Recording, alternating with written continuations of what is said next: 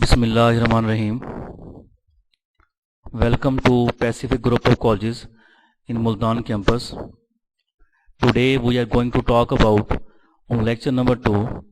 Today our topic of discussion is what is arithmetic mean. Arithmetic mean type है average की। Average की हमारे पास 5 types हैं, जिनमें फर्स्ट टाइप जो है वो अरिथमेटिक मीन है। सेकंड टाइप जो एवरेज की है वो है ज्योमेट्रिक मीन। थर्ड टाइप जो एवरेज की है वो है हार्मोनिक मीन। फोर्थ टाइप जो इसकी है वो है मीडियन।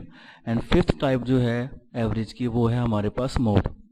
अरिथमेटिक मीन का जो बेसिकली पर्पस होता है वो एवरेज को कैलकुलेट करना होता है। तो अरिथमेटिक मीन की जो डेफिनेशन बनेगी वो ये बनेगी, sum of the observation divided by number of the observation. जितनी वैल्यूज़ हमें दी हुई हैं, अगर उन वैल्यूज़ को हम सम कर लें और उनकी तादाद के ऊपर हम डिवाइड कर लें तो हम अरिथमेटिक मीन को कैलकुलेट कर लेते हैं, जो हमारे पास टाइप्स है किसकी, एवरेज की। इसी तरह से अरिथमेटिक मीन को सोल्व करने के बेसिकली 2 मेथड होते हैं। एक होता है ग्रुप डाटा और एक होता है आपके पास अनग्रुप डाटा। तो जो हमारे पास ग्रुप डाटा और अनग्रुप डाटा होता है, ग्रुप और अनग्रुप डाटा के हमारे पास 2 फार्मूलाज होंगे। सबसे पहले अरिथमेटिक मीन का जो फार्मूला होगा फॉर अनग्रुप डाटा का, वो हमारे पास होगा x बार समीशन x ओवर n। यहाँ पे मैं लिख रहा हूँ अनग्रुप डाटा का फार्मूला हमारे पास क्या है, x bar equal to summation x over n। यानी जितनी हमारे पास ऑब्जर्वेशंस हैं उनको सम कर लें। समीशन मतलब क्या होता है, सम करना। x मैंने यानी ऑब्जर्वेशन जो डाटा हमें गिवन है, और n का मतलब क्या होगा, नंबर ऑब्जर्वेशन। जितनी ऑब्जर्वेशन हमारे पास होंगी उनके ऊपर हम डिवाइड कर लेंगे तो हमारे पास क्या कैलकुलेट हो जाएगा, अरिथमेटिक मीन कैलकुलेट हो जाएगा। इसके बाद arithmetic mean for group data. Arithmetic mean group data का सेकंड फार्मूला होगा, यानी अनग्रुप डाटा का फार्मूला कुछ और है, वो है x बार समीशन x ओवर n। और जो ग्रुप डाटा है उसका फार्मूला हमारे पास बनेगा summation f x over summation f। तो हमारे पास जो ग्रुप डाटा का फार्मूला है अरिथमेटिक मीन का, वो क्या बनेगा, x bar equal to summation F x over summation f। तो अनग्रुप डाटा को कैलकुलेट करना निहायत ही ईजी है हमारे लिए, कि हमारे पास नंबर ऑब्जर्वेशन गिवन होंगी, उनको हम सम कर लेंगे। मिसाल के तौर पर यहाँ पे मेंशन है, इट इज़ सिंपल एवरेज। ये सादा सी एवरेज है of all atoms in a series. Series की जितनी भी एटम्स होती हैं उनकी अगर हमने एवरेज कैलकुलेट करनी हो तो उसको कैलकुलेट करने का अरिथमेटिक मीन बेसिकली फार्मूला होता है। It is the simple measure of central tendency. इसको हम सेंट्रल टेंडेंसी का नाम भी देते हैं। एवरेज का मतलब यह होता है, हम ये चेक करना जा रहे होते हैं कि अगर हमारे पास कोई डाटा की वैल्यूज़ हैं, फर्ज किया एक वैल्यू 88 है, दूसरी वैल्यू 90 है, थर्ड वैल्यू 95 है, फोर्थ वैल्यू 100 है, हमें चेक करना है कि हमारी एवरेज वैल्यू क्या है। अगर हमने एवरेज वैल्यू कैलकुलेट करना है तो तमाम वैल्यूज़ को सम करके उनकी तादाद के ऊपर डिवाइड कर देंगे। जो हमारे पास एवरेज, जो हमारे पास अरिथमेटिक मीन आएगा, वो इस बात की नुमाइंदगी करेगा कि बाकी वैल्यूज़ जो हैं, जो हमारे अरिथमेटिक मीन है, इससे कितनी दूरी पर हैं। इसी तरह नंबर ऑफ मैचेस हुए, पहला मैच हुआ उसमें 5, सेकंड मैच में 6 प्लस 7 प्लस 8 प्लस 9 वैल्यूज़ हमारे पास आई। इन सब वैल्यूज़ का हमने क्या किया, सम किया। सम करने के बाद हमने देखा कि नंबर ऑब्जर्वेशन कितनी है हमारे पास, वो भी 5 है। तो हमने यहाँ पे 35 लिखा, उसको 5 पे डिवाइड कर दिया तो हमारे पास क्या आ गया, 7 आ गया। तो इसको हम मीन भी बोलते हैं, इसको हम अरिथमेटिक मीन भी बोलते हैं। ये बेसिकली हमारी एवरेज होती है। एवरेज को बोलते हैं उर्दू में हिसाबी औसत। इसका मतलब ये होता है कि हमारी बाकी वैल्यूज जो हैं वो 7 का मतलब ये होगा, ये 7 जो है इस बात की नुमाइंदगी कर रहा है, जो हमारे डाटा की बाकी ऑब्जर्वेशंस है, जैसे कि 5 है, 6 है, 7 है, 8 है, 9 है, वो 7 के इर्द गिर्द फॉल करती हैं। नेक्स्ट हमारे पास है types of arithmetic mean. Arithmetic mean की जो टाइप्स होती हैं बेसिकली हमारे पास वो 2 टाइप्स हैं। सबसे पहले arithmetic mean is of 2 types, simple arithmetic mean होता है और हमारे पास वेटेड अरिथमेटिक मीन होता है। हम जो आज अपना स्टडी करने जा रहे हैं, जिस टॉपिक के ऊपर हम बहस करने जा रहे हैं, वो है सिंपल अरिथमेटिक मीन का। सिंपल अरिथमेटिक मीन की फर्दर हमारे पास जो टाइप्स होती हैं, सबसे पहले जो टाइप होती है वो होता है डायरेक्ट मेथड। सेकंड जो इसका होता है वो होता है शॉर्टकट मेथड। यहाँ पे क्या होगा, direct method, arithmetic mean direct method. Second क्या होगा हमारे पास, वो होगा शॉर्टकट मेथड। फर्स्ट जो है वो है डायरेक्ट मेथड, सेकंड क्या है, शॉर्टकट मेथड, थर्ड जो हमारे पास होगा वो होगा step deviation method. Simple arithmetic mean को कैलकुलेट करने के 3 मेथड हैं, 3 टाइप्स हैं इसकी सिंपल अरिथमेटिक मीन की। फर्स्ट है डायरेक्ट मेथड के साथ, सेकंड है आपका स्टेप डेविएशन मेथड, और थर्ड जो हमारे पास है वो है कोडिंग मेथड। तो इन तीनों के जरिए हम सिंपल अरिथमेटिक मीन को कैलकुलेट कर सकते हैं, और इन तीनों के जरिए जो सिंपल अरिथमेटिक मीन का आंसर आएगा वो भी क्या आएगा, सेम आएगा। ठीक है, उसके बाद नेक्स्ट जो हम अपना टॉपिक स्टडी करने जा रहे हैं, डिस्कस करेंगे, वो है हमारा ये अरिथमेटिक मीन की 2 टाइप्स हैं। तो हमने कहा अरिथमेटिक मीन की 2 टाइप्स हैं, एक है सिंपल अरिथमेटिक मीन, दूसरी क्या है weighted arithmetic mean. Simple arithmetic mean की डेफिनेशन पहले ही आपको बता दी गई है, sum of the observation divided by number of the observation. जितनी ऑब्जर्वेशन हमारे पास हैं अगर हम उनको उनकी तादाद के ऊपर डिवाइड कर देते हैं तो हमारे पास सिंपल अरिथमेटिक मीन कैलकुलेट हो जाता है। इसी तरह सिंपल अरिथमेटिक मीन को कैलकुलेट करने के 3 मेथड्स होते हैं। फर्स्ट मेथड जो होता है वो होता है डायरेक्ट मेथड, सेकंड जो होता है वो होता है कोडिंग मेथड, थर्ड जो होता है वो है स्टेप डेविएशन मेथड। जब डायरेक्ट मेथड की बात करते हैं तो इसके भी बेटा 2 फार्मूलाज होंगे। सबसे पहला जो इसका फार्मूला होगा वो होगा x bar equal to summation x over n। जो पहला इसका फार्मूला होगा वो क्या होगा, जो फर्स्ट मेथड हमारे पास है वो हमारे पास है डायरेक्ट मेथड। डायरेक्ट मेथड के हमारे पास 2 फार्मूलाज होंगे, 1 for ungroup data and 1 for group data. जो एक फार्मूला होगा अरिथमेटिक मीन का वो अनग्रुप डाटा के लिए होगा, और एक हमारे पास जो फार्मूला होगा वो किसके लिए होगा, ग्रुप डाटा के लिए होगा। अनग्रुप डाटा का फार्मूला जो बनेगा वो ये होगा x bar equal to summation x over n होगा। इसी तरह जब ग्रुप डाटा की बात करेंगे तो उसका फार्मूला हमारे पास होगा summation f x over summation f। इसी तरह जब हम बात करते हैं स्टेप डेविएशन मेथड की, जो दूसरा हमारा टॉपिक है, उसका फार्मूला जो बनेगा वो भी इसी तरह से होगा। एक होगा आपका अनग्रुप डाटा के लिए फार्मूला, दूसरा हमारे पास होगा ग्रुप डाटा के लिए। जब अनग्रुप डाटा की बात करते हैं तो x bar equal to a plus summation u over n multiply h होता है, और जब ग्रुप डाटा की बात करेंगे तब फार्मूला क्या बनेगा आपका x bar equal to a plus summation f u over summation f multiply by क्या होता है, h होता है। इसी तरह से जो थर्ड फार्मूला हमारे पास है वो है हमारे पास कोडिंग मेथड। जब हम कोडिंग मेथड की बात करते हैं तो उसका फार्मूला क्या बनेगा, x bar equal to a plus summation d over n। ये फार्मूला हमारे पास अनग्रुप डाटा का है। इसी तरह जब हम ग्रुप डाटा की बात करते हैं तो उसका फार्मूला हमारे पास बनेगा x bar equal to a plus summation f d over summation f। ये होता है हमारे पास ग्रुप डाटा का formula. Basically simple arithmetic mean को कैलकुलेट करने के 3 वेज होते हैं, 3 तरीकाकार होते हैं अरिथमेटिक मीन को कैलकुलेट करने के। पहला जो तरीका होता है वो होता है डायरेक्ट मेथड का, उसके भी 2 फार्मूलाज हैं।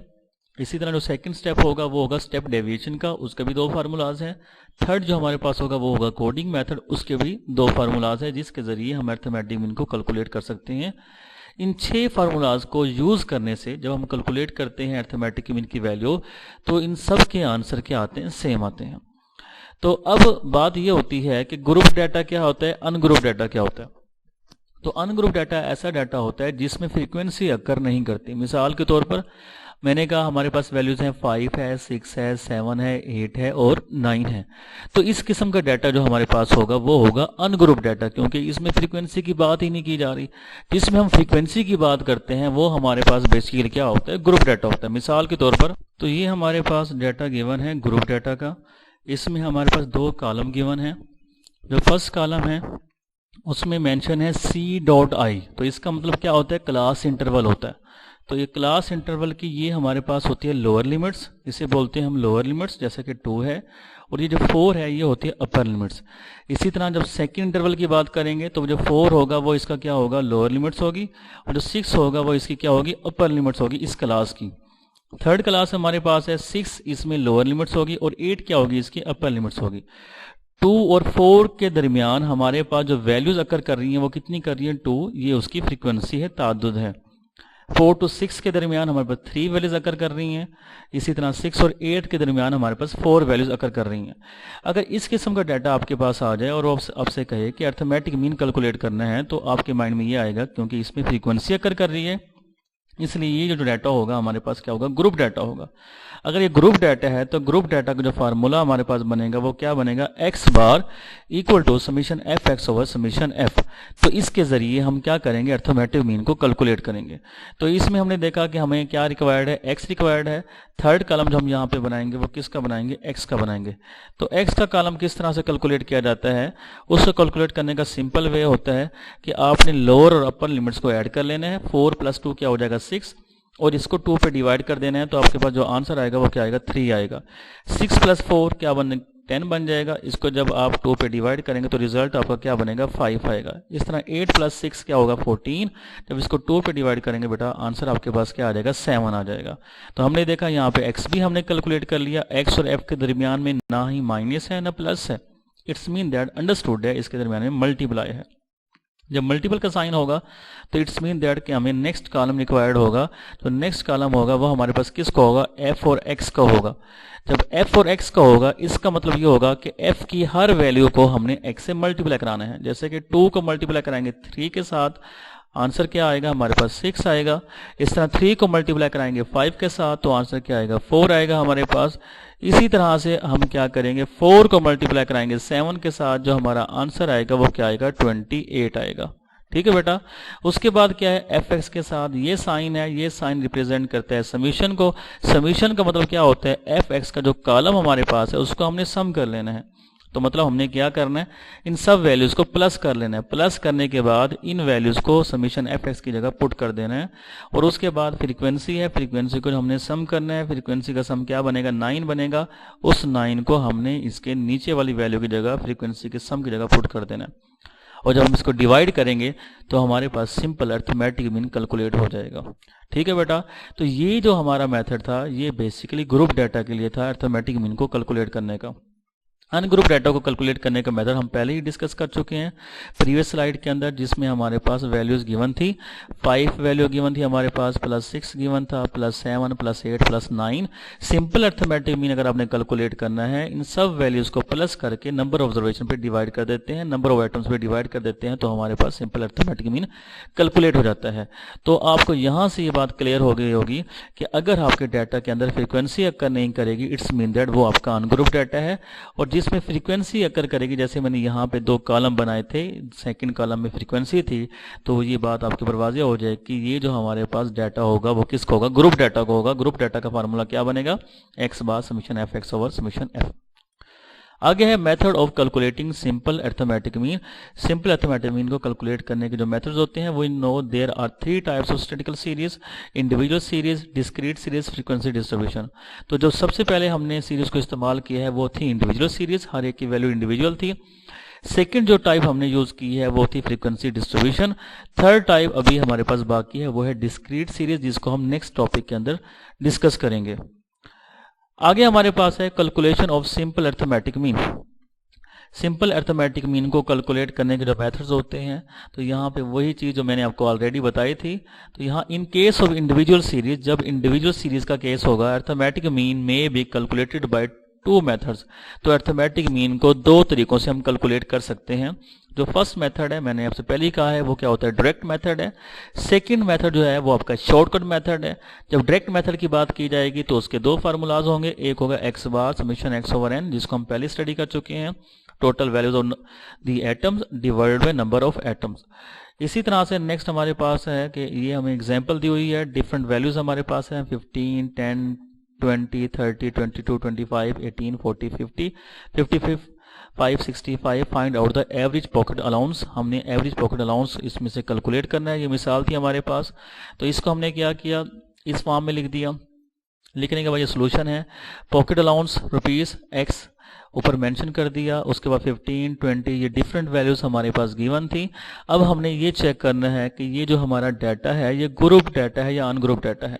तो मैंने आपको पहले ही बताया था बेटा, ऐसा डाटा जिसमें फ्रीक्वेंसी अकर नहीं करेगी वो आपका अनग्रुप डाटा होगा। ठीक है बेटा। तो अनग्रुप डाटा है, तो अनग्रुप डाटा में अर्थमेटिक मीन को सोल्व करने के 3 तरीके होते हैं, 3 मेथड्स होते हैं। एक होता है डायरेक्ट मेथड, एक होता है आपका शॉर्टकट मेथड, एक होता है स्टेप डेविएशन मेथड।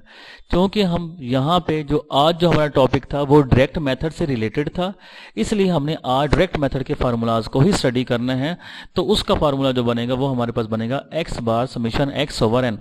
जितनी वैल्यूज हैं इनको सम कर लें, इनकी तादाद पे डिवाइड कर दें, तो हमारे पास क्या हो जाएगा, अर्थमेटिक मीन सिंपल ही कैलकुलेट हो जाएगा। Thank you.